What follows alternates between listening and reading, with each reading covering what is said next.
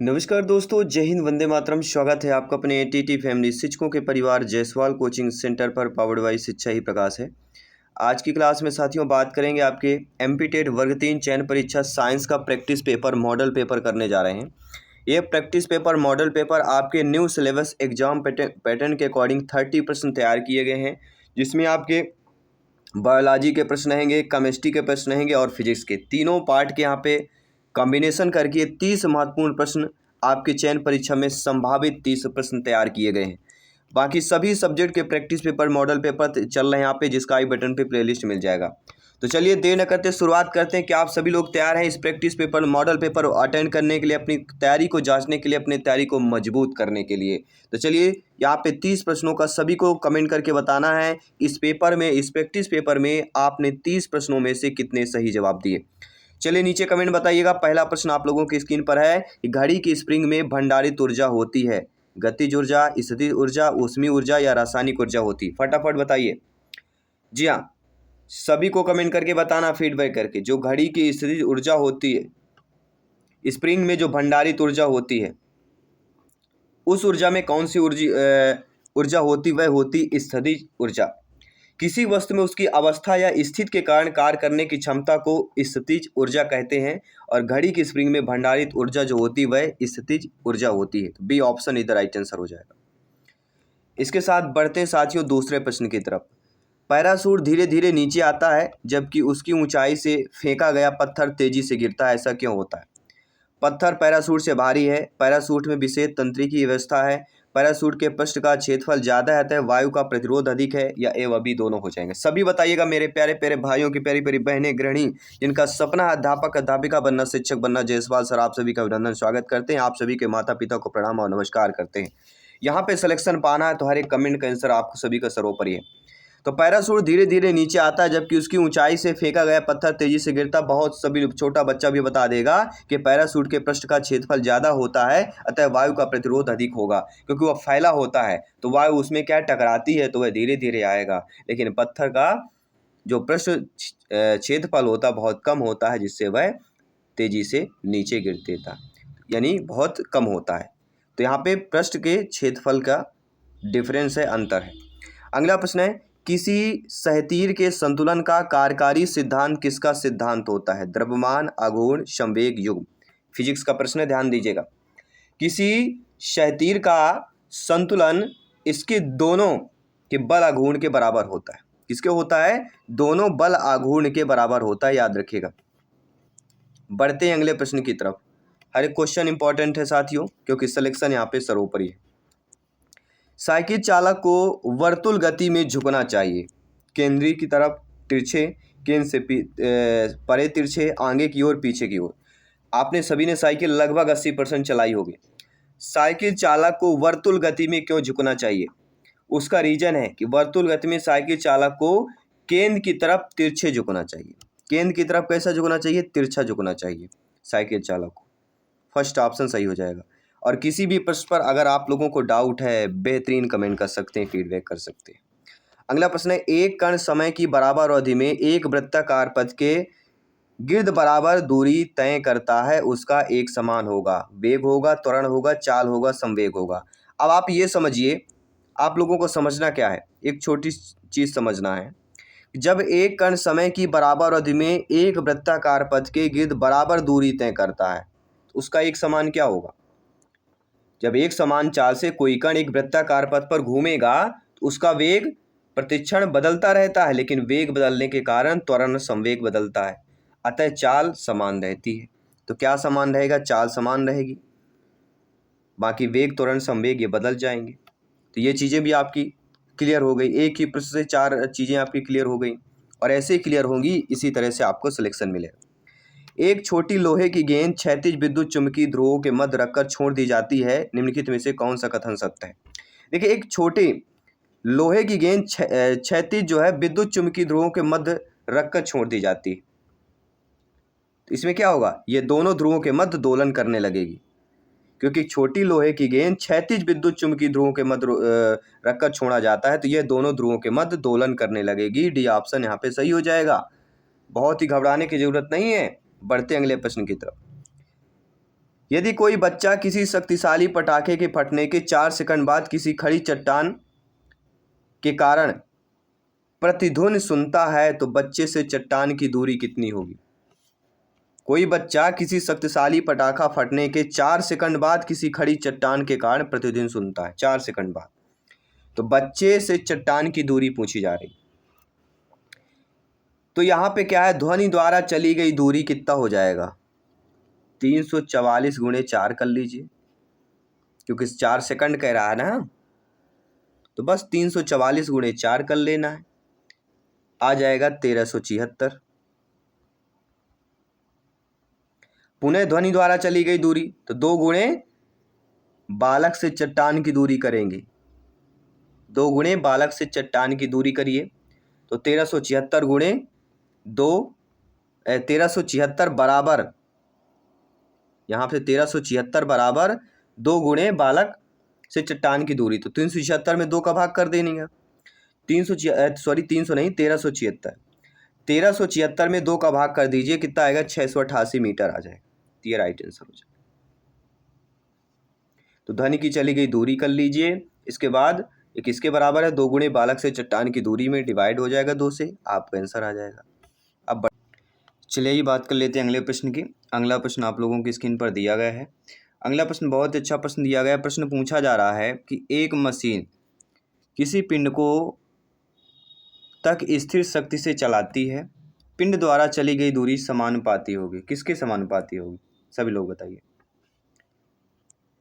T की power 3/2 के, T की पावर 1/2 के, टी स्क्वायर या टी के, किसके समानुपाती होगी? इसके लिए फार्मूला होता है, और फार्मूला शक्ति जो होता है, शक्ति को हम पी से डिनोट करते हैं, और इसका फार्मूला आता है P बराबर W/T होता है, अर्थात शक्ति बराबर इकाई का समय में किया गया कार्य। तो W बराबर क्या होगा? P गुणे T हो जाएगा। W बराबर क्या हो जाएगा? W को वैल्यू यहाँ पे PT निकल आएगा, P गुणे T निकल आके आएगा। और Fs की वैल्यू क्या होती है? ये इतना तो आप जानते हैं, F इंटू S बराबर P गुणे T equal to MA of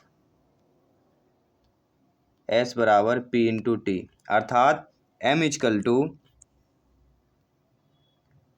M into 2S/T2 into S बराबर P गुणे T के।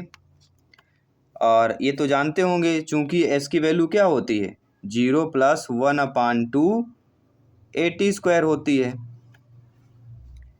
इस फार्मूले से रख देंगे तो आपका answer T/3/2 is the right answer हो जाएगा। S² बराबर क्या हो जाएगा? तो इसको हम स्क्वायर करना पड़ेगा, तो S² की वैल्यू हमारी क्या आ जाएगी? S² बराबर PT²/2M equal to S²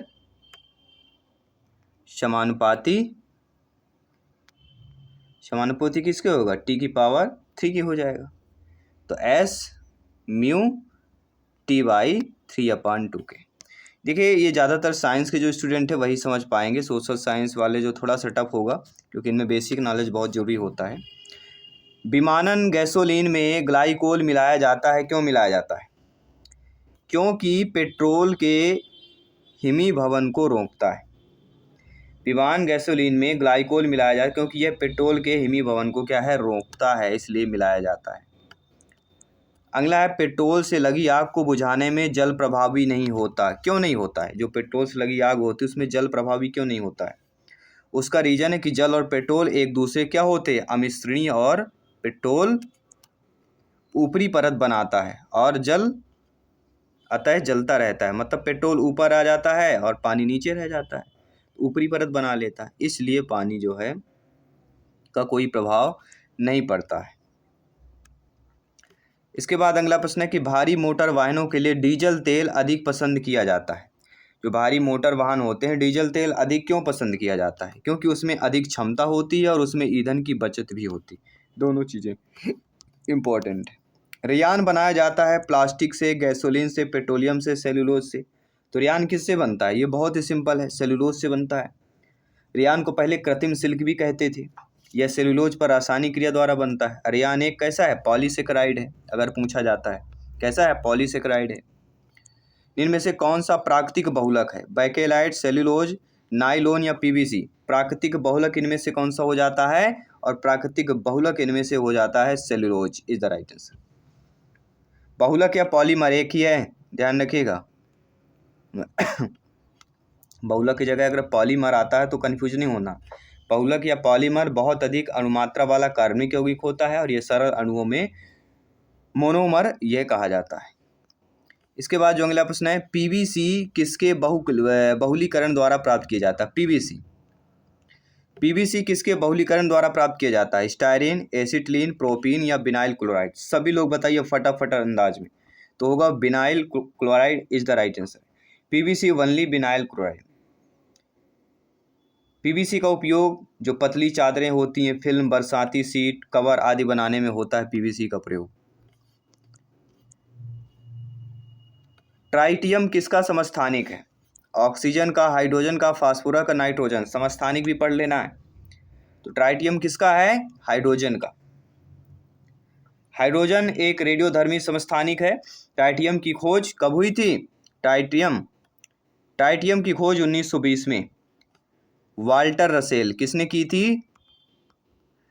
Walter Russell ने की थी।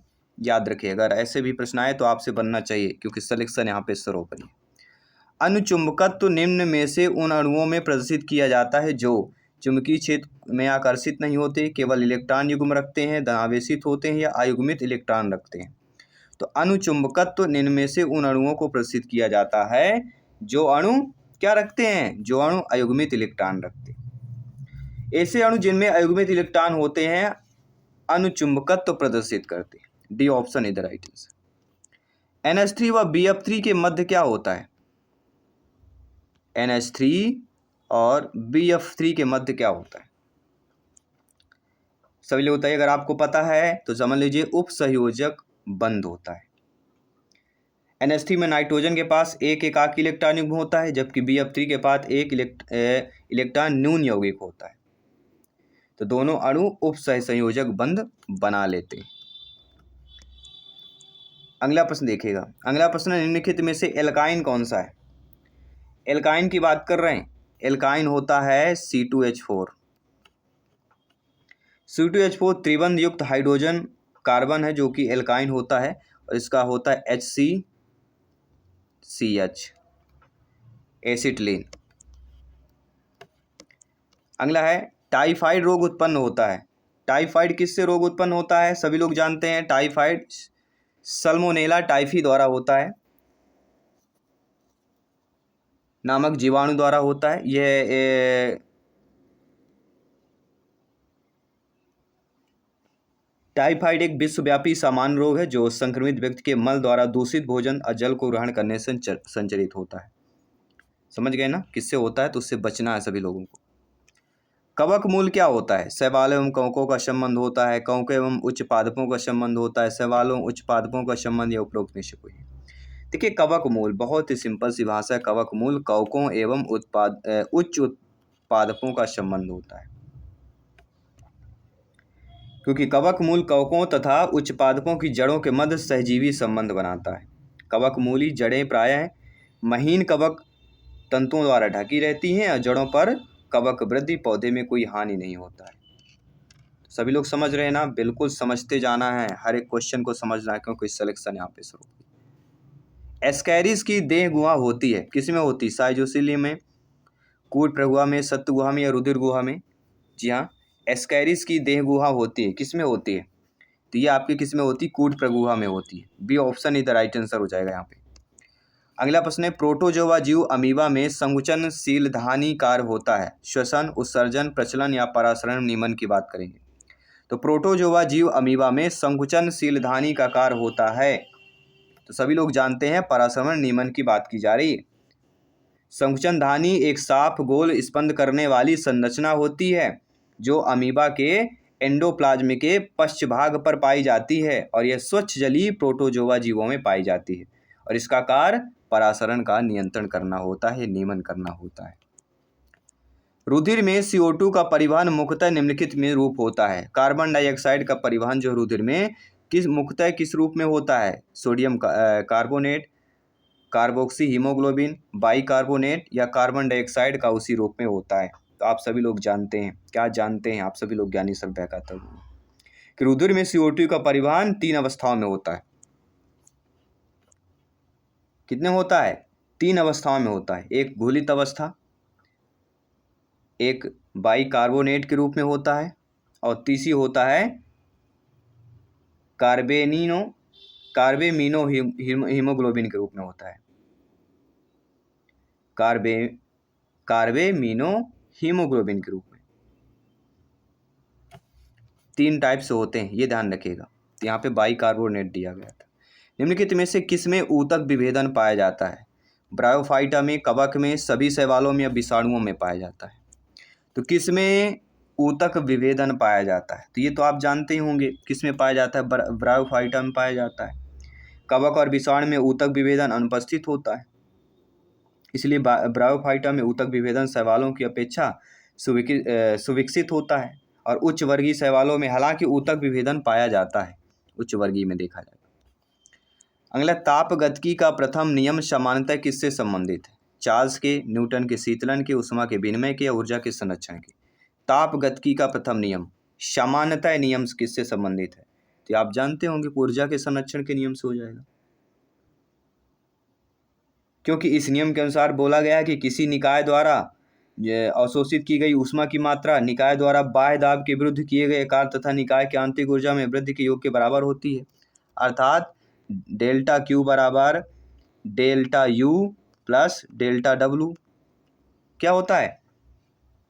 किसी निकाय द्वारा अवशोषित की गई ऊष्मा की मात्रा निकाय द्वारा बाह्य दाब के विरुद्ध दिए गए कार्य निकाय के आंतरिक ऊर्जा में वृद्धि के योग के बराबर होती है।